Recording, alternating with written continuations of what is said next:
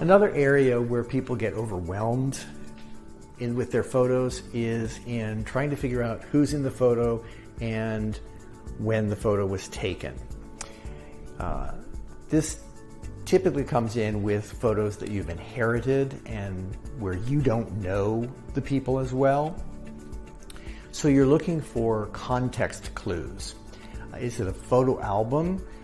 Are there any names written in it? Are there any dates written on the pages?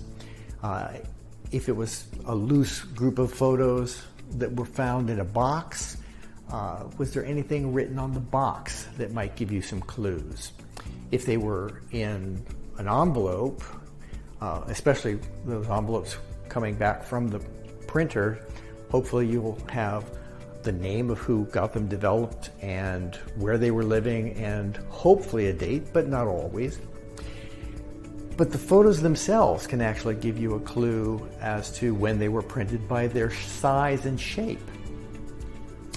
So lots of ways to look for clues and figure out when they were printed and who might be in those photos. So as you go playing detective to try to figure out some of the holes in your photo collection that you need to fill in to tell your story, put those in the comments below so that we can help you.